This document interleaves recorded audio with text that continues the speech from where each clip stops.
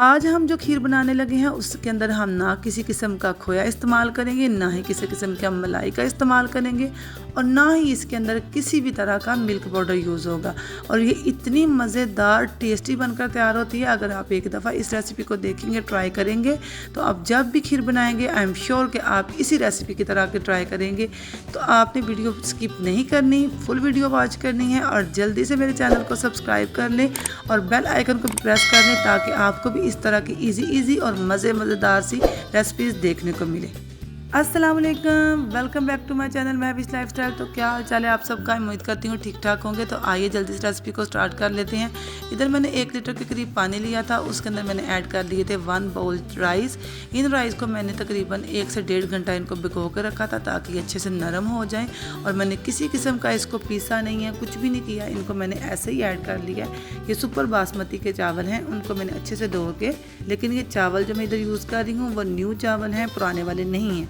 अगर आपके पास पुराने वाले हैं तो कोई मसला नहीं, उसको आप 5-6 दफ़ा अच्छे से धोएं और फिर आप उसको इस्तेमाल करें। जब इसका पानी जो है वो खुश्क होने लगा था, चावल जो है वो थोड़े नरम हो गए थे, इसको मैंने किसी भी ब्लेंडर के अंदर आपने ऐड कर लेना है। मैं इधर चॉपर के अंदर ऐड करने लगी हूँ। थोड़ा सा मैंने इसके अंदर दूध ऐड किया और इसको अच्छे से हमने ब्लेंड कर लेना है। कि जब अच्छे से ब्लेंड हो जाएगा इसको हमने पतीले के अंदर डाल लेना है और जो बाकी पोर्शन होगा राइस का वो भी ले लेना है और उसको भी सेम ऐसे प्रोसीजर के साथ ही हमने इसको ब्लेंड कर लेना है। तो ये देखिए कितनी अच्छी इसकी कंसिस्टेंसी है। चावल बिल्कुल ब्लेंड हो चुके हैं और बिल्कुल भी चावल अब इसके अंदर महसूस नहीं हो रहे। तो हमने जो चावल रह गए थे उनको भी हमने ऐसे अच्छे से ब्लेंड कर लिए।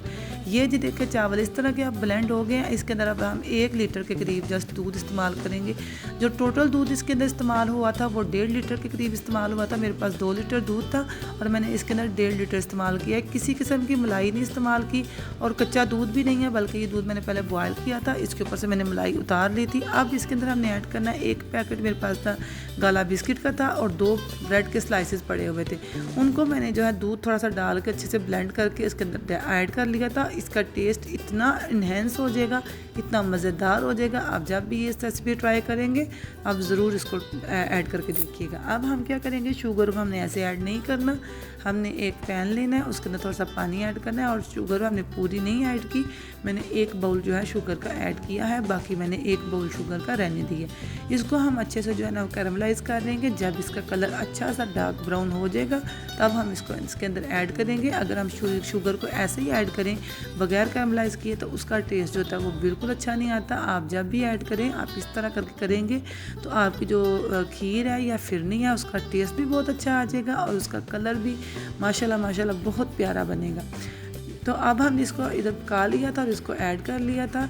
तो हमारी जो खीर थी वो ऑलरेडी जो है वो पक रही है, ठीक है। जब तक ये खीर हमारी जो है इसके अंदर मिक्स हो जाएगा, जब आप डालेंगे तो थोड़ी देर के लिए इसके अंदर तो जो है ना चीनी की गुठलियाँ वगैरह बनेंगी, तो आपने उसके परेशान नहीं होना, हिलाएंगे तो ये ठीक हो जाएगा। अब हमने क्या किया कि शुगर जो रहती थी वो हमने ऐड कर लिया। जब ये थिक होने लगे ऐसी इसकी देखिए कितनी माशाल्लाह से क्रीमी इसकी कंसिस्टेंसी बनी है और इसका लुक आप चेक कर सकते हैं, बिल्कुल खोए वाली इसकी लुक आ रही है। अगर आप यहाँ तक पहुँच गए हैं तो मेरे चैनल को सब्सक्राइब भी कर दें, वीडियो को लाइक भी कर दें और प्यारा सा खूबसूरत सा कमेंट कर दें। आपके कमेंट्स पढ़ के मुझे बहुत खुशी होती है।